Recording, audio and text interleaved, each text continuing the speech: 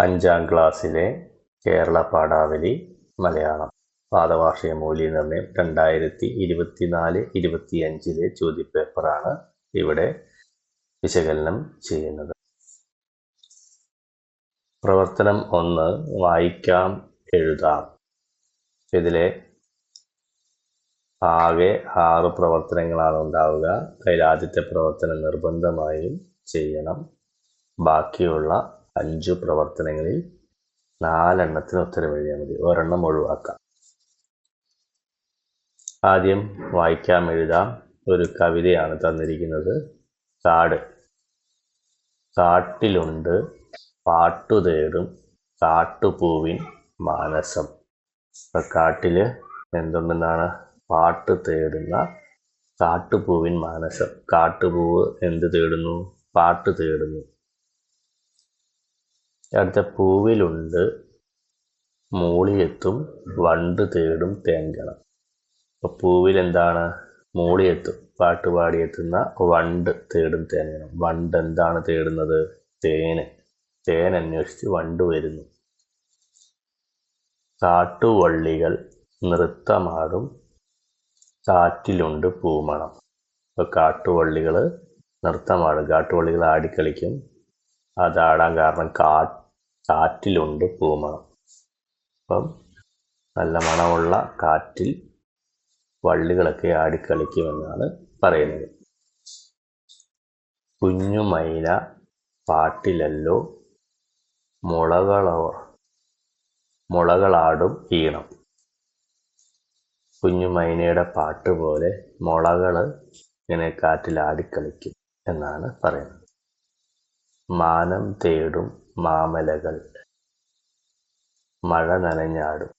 മാനം തേടും, മാനം ആകാശം, തേടും മാമലകൾ മലകൾ മഴ നനഞ്ഞാടും. മഴയത്തിങ്ങനെ ആടി നടക്കും. ആടി നടക്കിച്ചാൽ മലയിലെ മരങ്ങളൊക്കെ ആടിക്കളിക്കും. ആനാനരികൾ കൂട്ടമായി തേടിയെത്തും അരുവി. ആനകളും നരികളും അങ്ങനെയുള്ള മൃഗങ്ങളൊക്കെ കൂട്ടമായി തേടിയെത്തും അരുവിയിലേക്ക് വെള്ളം കുടിക്കാനെത്തും.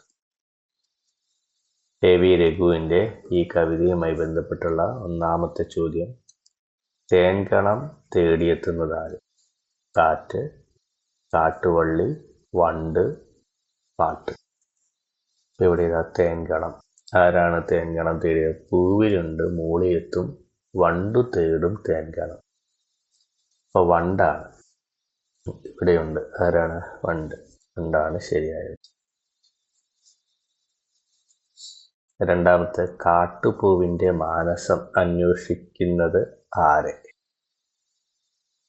കാടിനെ, പാട്ടിനെ, പൂവിനെ, തേൻകണത്തെ. കാട്ടുപൂവിൻ്റെ മാനസം. കാട്ടുപൂവിൻ മാനസം. കാട്ടിലുണ്ട് പാട്ടു തേടും കാട്ടുപൂവിൻ മാനസം. കാട്ടിലുണ്ട് പാട്ട് തേടും. അപ്പം എന്താണ് തേടുന്നത്? കാടിനെയാണോ? അല്ല, പാട്ടിനെയാണ്. കാട്ടിലുള്ള പാട്ടിനെ. പൂവിനെ തേൻകണത്തെയല്ല.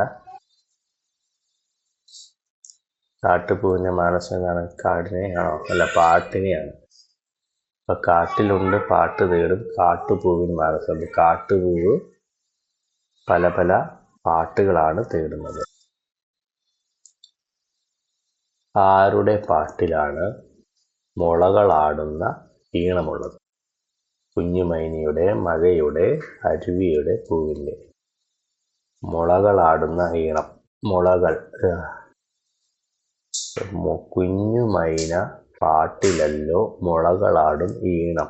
അപ്പോൾ കുഞ്ഞുമൈന പാട്ടിൽ, കുഞ്ഞുമൈനയുടെ പാട്ടിലാണ്. അതാണ് ശരിയായത്. മാമലകൾ മഴ നനഞ്ഞാടും എന്നതുകൊണ്ട് കവി അർത്ഥമാക്കുന്നത് എന്ത്? മാമലകൾ മഴ നനഞ്ഞാടും. വണ്ടിൻ കൂട്ടങ്ങൾ മൂളിയെത്തുന്നത്, ആനാനരികൾ കൂട്ടമായി എത്തുന്നത്, മഴയത്ത് മാമലയിലെ മരങ്ങൾ ആടുന്നത്, വണ്ട് തേടുന്നത് എന്നാണ് മാമലകൾ മഴ നനഞ്ഞാടും. മാമലകൾ മഴ നനഞ്ഞാടും എന്നാണ്. മാനം തേടും മാമലകൾ മഴ നനഞ്ഞാടും. മാനം തേടും മാമലകൾ മഴ നനഞ്ഞാടും എന്നുകൊണ്ട് വണ്ടിൻ കൂട്ടമല്ല, ആനാനരികളല്ല, അത് വെള്ളം കുടിക്കാൻ. മഴയത്ത് മലയിലെ മാമലയിലെ മരങ്ങൾ ആടുന്നതാണ്. മഴയത്ത് ഇപ്പം ഇവിടെയുണ്ട് മാനം തേടും. അപ്പം മഴയത്ത് മാമലയിലെ മരങ്ങൾ ആടുന്നതാണ് വണ്ട് തേടുന്നതാണ്. അപ്പം ഇതാണ് ഇതിൻ്റെ 4 ഉത്തരം. ഇനി ഒരു ചോദ്യം കൂടിയുണ്ട് 5. ആനാനരികൾ കൂട്ടമായി തേടി എത്തുന്നത് എന്തിനെ? കാട്ടുപൂവിനെ, പൂമണത്തെ, അരുവിയെ, മാമലയെ. ഇവിടെ പറയുന്നുണ്ട് ആനാനരികൾ കൂട്ടമായി തേടിയെത്തും അരുവി. എന്തിനെയാണ്? അരുവിയെ. അരുവിയെ ആണ് തേടിയെത്തും. ഓക്കെ. ഇനി പ്രവർത്തനം 2 സംഭാഷണമാണ്. തുള്ളിപ്പാഞ്ഞു വരുന്ന മഴ. മഴ പെട്ടെന്ന് വരുന്നു. തുള്ളിക്കൊരു കുടമെന്ന മഴ. ഒരു തുള്ളി എന്ന് വെച്ചാൽ വലിയ മഴത്തുള്ളികളാണ്. കൊള്ളാം ഈ മഴ, കൊള്ളരുത് ഈ മഴ. കൊള്ളാവുന്ന മഴയാണ്, കൊള്ളരുതാത്ത മഴയാണ്. കൊള്ളാം പെയ്യട്ടെ. കുഞ്ഞുണ്ണി മാഷിൻ്റെ കവിതയാണ്. മഴയെക്കുറിച്ച് കുഞ്ഞുണ്ണി മാഷിൻ്റെ കവിത വായിച്ചില്ലേ? പെയ്തിറങ്ങുന്ന മഴയോട് നിങ്ങൾക്ക് എന്തൊക്കെ ചോദിക്കാം? നിങ്ങളും മഴയും തമ്മിലുള്ള സംഭാഷണം തയ്യാറാക്കും. ഹായ് മഴയെ, ഞാൻ കാത്തിരിക്കുകയായിരുന്നു. മഴ ഒന്ന് പെയ്യാൻ ഞാൻ. നമുക്ക് ചോദിക്കാം, നീ ഇത്ര കാലം എവിടെയായിരുന്നു? ഞാൻ പല ദേശത്തായിരുന്നു. ഇനി നീ എന്നും കൂടെ ഉണ്ടാകുമോ? കൂടെ ഉണ്ടാകും. നീ ഈ നാട്ടിന് നാശമൊന്നും വരുത്തില്ലല്ലോ? ഇല്ല. ഇവിടെയുള്ള ജീവജാലങ്ങൾക്ക് ജലമെല്ലാം കൊടുക്കില്ലേ? കൊടുക്കാം. നിന്നെ ഞങ്ങൾക്കെല്ലാം ഇഷ്ടമാണ് എന്നൊക്കെ പറഞ്ഞ് ഒരു സംഭാഷണം ഇവിടെ നിങ്ങൾക്ക് തയ്യാറാക്കാം. മഴക്കാഴ്ച തിരഞ്ഞെടുത്തെഴുതുക. മഴയത്തുള്ള ഒരു കാഴ്ച എന്താണ്? പാടത്ത് സ്വർണ്ണവെയിൽ പരക്കുന്നു. മഴക്കാലത്ത് സ്വർണ്ണവെയിലുണ്ടാകുമോ? ചുട്ടുപൊള്ളുന്ന വെയിലുണ്ടാകുമോ? ഇല്ല. ആകാശത്ത് വെൺമേഘങ്ങൾ ഒഴുകുന്നു. മേഘങ്ങൾ ഒഴുകല്ലേ? മഴക്കാലത്ത് മേഘങ്ങൾ ഒഴുകും. ഇത് ശരിയാണ്. പിന്നെയോ, മുറ്റത്ത് കുഞ്ഞരുവികൾ രൂപം കൊള്ളുന്നു. മഴക്കാലത്ത് മുറ്റത്ത് കൂടെ വെള്ളം ഇങ്ങനെ ഒഴുകും. ഇത് രണ്ടും മഴയെ സംബന്ധിച്ചിട്ടുള്ളതാണ്. ഇത് രണ്ടുമാണ് മഴക്കാഴ്ച ആയിട്ട് എഴുതേണ്ടത്. ഇനി ആസ്വാദനക്കുറിപ്പ്. എത്ര കിളിയുടെ പാട്ടറിയാം? പറഞ്ഞു നോക്കുക വെറുതെ. നിങ്ങൾക്ക് എത്ര കിളിയുടെ പാട്ടറിയാം? എത്ര കിളിയെ അറിയാം? എത്ര മരത്തിൽ തണലറിയാം? എത്ര മരത്തിൻ്റെ പേരെഴുതുക. എത്ര പുഴയുടെ കുളിരറിയാം? കുറച്ച് പുഴയുടെ പേര്. എത്ര പഴത്തിൻ്റെ രുചി അറിയാം? കുറച്ച് പഴത്തിൻ്റെ പേര്. എത്ര പൂവിൻ മണമറിയാം? കുറേ പൂവിൻ്റെ പേര്. അറിഞ്ഞിടുമ്പോൾ അറിയാം നമ്മൾക്കറിയാത്തൊത്തിരി ബാക്കി. ഒത്തിരി ബാക്കി. ഇനിയും നമ്മൾ കുറേ അന്വേഷിച്ചാൽ നമുക്ക് ഇനി അറിയാത്ത കുറേ ഉണ്ടാകും. കവിതാഭാഗത്തിൻ്റെ ആശയം വായിച്ച് മനസ്സിലാക്കിയില്ലേ? ആസ്വാദനം തയ്യാറാക്കും. അപ്പം നമുക്കിതിൽ നിന്നും ആസ്വാദനം, പി മധുസൂദനൻ്റെ കവിതയാണ്. അതുകൊണ്ട് നമ്മൾ ആസ്വാദനക്കുറിപ്പ്, കവിതാശയം വായിച്ച് മനസ്സിലാക്കിയില്ലേ? ആസ്വാദനം തയ്യാറാക്കാനാണ്. അപ്പോൾ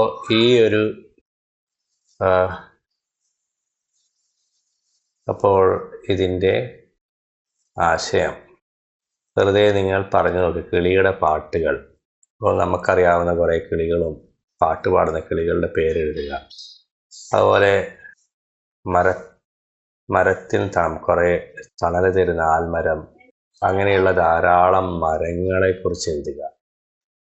പുഴയുടെ അറിയാവുന്ന കേരളത്തിലെ ധാരാളം പുഴകൾ, പഴങ്ങളുടെ പേര്, കുറേ പൂക്കളുടെ പേര്. ഇത് മാത്രമല്ല, ഇതൊക്കെ അറിയാമെങ്കിലും അറിയാത്ത ധാരാളം പൂക്കളും പഴങ്ങളും മരങ്ങളും ഈ ലോകത്തുണ്ട്, കേരളത്തിലുണ്ട്. അവയെക്കുറിച്ച് അറിയണം എന്നൊക്കെ നമ്മൾ കൂട്ടിച്ചേർത്ത് എഴുതുക. ഇവയില്ലാതെ, മരങ്ങളില്ലാതെ, ഈ പൂക്കളില്ലാത്ത അവസ്ഥകളെക്കുറിച്ചൊക്കെ എഴുതുക. അപ്പോൾ നമ്മൾ ഇതുമായി ബന്ധപ്പെട്ടിട്ടുള്ള ഒരു പാഠഭാഗമുണ്ട്, കാട്ടിലെ മഴ എന്നൊക്കെ പറഞ്ഞ്. അപ്പോൾ അതൊക്കെ കൂട്ടിച്ചേർത്ത് എന്ത് ചെയ്യണം? ഇതിൻ്റെ ആശയം എഴുതണം. അതുപോലെ ഇത് പി മധുസൂദനൻ്റെയാണ്. അപ്പം നമ്മൾ മണ്ണിൻ്റെ കിനാവുകൾ എന്ന് പറഞ്ഞ പാഠഭാഗമുണ്ട്. അതിന് പൂക്കളാണ് ഇഷ്ടം. അപ്പം അതൊക്കെ അതിലെ ആശയം കൂടി കൂട്ടിച്ചേർത്തത് ആശയം രൂപീകരിക്കുക. പ്രവർത്തനം 4 എന്ന് വെച്ചാൽ കുറിപ്പാണ്. പാഠഭാഗത്ത് നിങ്ങൾ ധാരാളം കടങ്കഥകൾ പരിചയപ്പെട്ടു.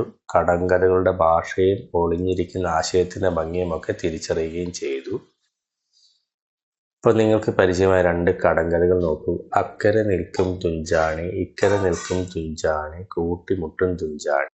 ഉത്തരം കൺപീലിയാണ്. 1000 തിരിയിട്ട് കത്തിച്ച പൊൻവിളക്ക്, അന്തിയായപ്പോൾ അണഞ്ഞുപോയി സൂര്യൻ. ഈ കടങ്കഥകൾക്ക് ഇങ്ങനെ ഉത്തരം ലഭിക്കാനുള്ള കാരണം എന്തായിരിക്കും? ഒരെണ്ണം വിശദീകരിച്ച് കുറിപ്പിടുക. ഇതിലേതെങ്കിലും ഒരെണ്ണം നമ്മൾ വിശദീകരിക്കണം. കൺപീലി. അക്കരെ നിൽക്കും തുഞ്ചാണി. അപ്പം നമ്മുടെ തുഞ്ചാണി എന്ന് വെച്ചാൽ ഏകദേശം നമ്മുടെ ഓലയുടെ ഷേപ്പിലാണ്. ഇക്കരെ നിൽക്കും, ഇക്കരയിൽ നിന്ന് കൂട്ടിമുട്ടുന്ന തുഞ്ചാണികൾ. ആ കൺപീലികളെ കുറിച്ചുള്ള ഒരു മനോഹാരിതയാണ് ഇവിടെ ക്രമിക്കുന്നത്. അപ്പം കൺപീലികളെ നമ്മൾ തുഞ്ചാണികളായിട്ടാണ് ഇവിടെ വർണ്ണിക്കുന്നത്. 1000 തിരി ഇട്ട് കത്തിച്ച പൊൻവിളക്ക്. അപ്പോൾ 1000 തിരിയിട്ട പൊൻവിളക്ക്, ഒരു പൊൻവിളക്കിന് നല്ല വെളിച്ചമുണ്ട്. അപ്പോൾ 1000 തിരിയിട്ട പൊൻവിളക്ക്, 1000 തിരി പൊൻവിളക്ക് കത്തിച്ചപ്പോൾ എന്തായിരിക്കും അവസ്ഥ? അന്തിയായപ്പോൾ അണഞ്ഞുപോയി. അതാണ് സന്ധ്യാസമയത്ത് അണഞ്ഞു പോകുന്നത്. സാധാരണ വിളക്കുകൾ പോലെയല്ല, ഇത് സന്ധ്യയായപ്പോൾ അണഞ്ഞു പോകുന്നു. നമ്മൾ സന്ധ്യയായി കഴിയുമ്പോൾ തിരികൾ കത്തിക്കുകയാണ്. ഇത് സന്ധ്യയാകുമ്പോൾ അണഞ്ഞു പോവുകയാണ്. അങ്ങനെയുള്ളത് എന്താണ്? സൂര്യൻ. അപ്പം അങ്ങനെയുള്ള ആശയങ്ങളൊക്കെ ഇതിൽ ചേർത്തെഴുതുക. ഇനി പ്രവർത്തനം 5 ജീവചരിത്ര കുറിപ്പ് എഴുതാനാണ്. ആരുടെ? മുഹമ്മദ് ബഷീറിൻ്റെ. മുഹമ്മദ് ബഷീറിൻ്റെ കുറച്ച് കഥകളുടെ പേര് വെക്കുന്നു. ഇമ്മിണി വലിയൊന്ന്, സ്വയം കണ്ടെത്തുന്ന വാക്കുകൾ.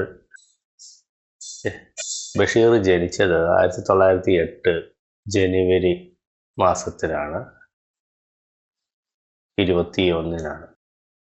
മരണം 1994 ജൂലൈ 5-നാണ്. അപ്പോൾ ജനിച്ചും മരിച്ചയും കാര്യങ്ങൾ ഇവിടെ പറയുന്നുണ്ട്. ഇവിടെ കുറച്ച് ശബ്ദങ്ങൾ: ആനപ്പൂട, ഭൂമിയുടെ അവകാശികൾ, ബാല്യകാല സഖി, നീലവെളിച്ചം, മതിലുകൾ. അങ്ങനെ ബഷീറുമായി ബന്ധപ്പെട്ടിട്ടുള്ള കുറേ കഥകളുടെയും ജനിച്ചതും മരിച്ചതുമായിട്ടുള്ള കുറേ ക്ലൂ നമുക്ക് തന്നിട്ടുണ്ട്, ഹിൻഡുകൾ. ഇനി ചിത്രം വിശകലനം ചെയ്ത് വൈക്കം മുഹമ്മദ് ബഷീറിനെ കുറിച്ച് ജീവചരിത്ര കുറിപ്പ് തയ്യാറാക്കുക. അധിക വിവരണങ്ങൾ ഉൾപ്പെടുത്തുമല്ലോ. ഇപ്പോൾ ബഷീറിനെ കുറിച്ചുള്ള നിങ്ങൾക്കറിയാവുന്ന കാര്യം: ബഷീർ ജനിച്ചത്, മരിച്ചത്, ജനിച്ച സ്ഥലം, അദ്ദേഹം എഴുതിയ പ്രധാനപ്പെട്ട കഥകൾ, പിന്നെ മതിലുകൾ എന്ന് പറഞ്ഞ സിനിമയുണ്ട്, നോവലാണ്, സിനിമയുണ്ട്. അങ്ങനെയുള്ള കാര്യങ്ങളൊക്കെ കൂട്ടിച്ചേർത്ത് എഴുതണം. വൈക്കം മുഹമ്മദ് ബഷീറുമായി ബന്ധപ്പെട്ടത്: പൊതിച്ചോറ്, ആകാശമിഠായി, റിക്ഷാക്കാരൻ, പപ്പു. അപ്പോൾ ഈ 3 ബഷീർ എഴുതിയ കഥ ഏതാ നമുക്കറിയാം. ഏതാണ്? ആ പേര് തന്നെ ഉണ്ട് അല്ലേ, ആകാശമിഠായി. ബഷീറിൻ്റെ കഥകൾക്ക് ഒരു പ്രത്യേകതയുണ്ട്, വളരെ ലളിതമായ വാക്കുകളായിരിക്കും. പൊതിച്ചോറല്ല, റിക്ഷാക്കാരനല്ല, ഇതൊക്കെ വേറെ ബഷീറല്ല, വേറെ ആൾക്കാർ എഴുതിയാണ്. ഇനി പ്രവർത്തനം 6, ലാസ്റ്റത്തെ പ്രവർത്തനം വിവരണമാണ്. വീട്ടിലോ വിദ്യാലയത്തിലോ യാത്രകൾക്കിടയിലോ നിങ്ങൾ മനോഹരമായ പൂന്തോട്ടങ്ങൾ കണ്ടിട്ടുണ്ട്. പല നിറങ്ങളിലുള്ള പൂക്കളും ശലഭങ്ങളും കിളികളുമൊക്കെ നിങ്ങളുടെ ശ്രദ്ധയെ ആകർഷിച്ചിട്ടുണ്ടാകാം. നിങ്ങൾ കണ്ട ഒരു പൂന്തോട്ടത്തെക്കുറിച്ച് വിവരണം തയ്യാറാക്കുക. അപ്പം ഏതെങ്കിലും ഒരു പൂന്തോട്ടം നിങ്ങൾ കണ്ട, നിങ്ങളുടെ സ്വന്തം വീട്ടിലെ പൂന്തോട്ടമാകാം, അല്ലെങ്കിൽ നിങ്ങൾ ഏതെങ്കിലും ഗാർഡനിൽ പോയിട്ടുള്ള, വൃന്ദാവനം പോലുള്ള ഏതെങ്കിലും പാർക്കുകൾ കണ്ടിട്ടുള്ള പൂന്തോട്ടം. ആ പൂന്തോട്ടത്തിലുള്ള മനോഹരമായിട്ട് വെച്ചിരിക്കുമ്പോൾ ഊട്ടിയിലൊക്കെ ഉണ്ടാകും. പലതരത്തിലുള്ള പൂക്കൾ, നിങ്ങൾക്കറിയാവുന്ന പൂക്കൾ, അവിടെയുള്ള പൂമ്പാറ്റകൾ, പക്ഷികൾ, ആൾക്കാരുടെ കൗതുകങ്ങൾ, അവ ക്രമീകരിച്ചിരിക്കുന്ന രീതികൾ, അങ്ങനെയുള്ള കാര്യങ്ങളെല്ലാം ചേർത്ത് നല്ല മനോഹരമായിട്ട് വിവരിച്ചെഴുതുക. ഒരു നാട്ടുപൂവിൻ്റെ പേരെഴുതുക. ഒരു നാട്ടിൽ കാണുന്ന സാധാരണ പൂവിൻ്റെ പേരാണ് ഡാലിയ, മുക്കുറ്റി, ഓർക്കിഡ്. ഇതിലേതാണ് സാധാരണയായിട്ട് നമുക്ക് കാണാൻ പറ്റും? ഡാലിയയും ഓർക്കിഡൊക്കെ കാണാമെങ്കിലും കൂടുതലായിട്ട് നമ്മൾ കാണുന്നത് ഏതാണ്? ഒരു നാട്ടുപൂവ് ഏതാണ്? മുക്കുറ്റിയാണ്. കുറ്റിപ്പൂവ് നമുക്ക് എല്ലായിടത്തും കാണാൻ പറ്റും. ഓക്കെ, അതാണ് എൻ്റെ ഉത്തരം. ഓക്കെ,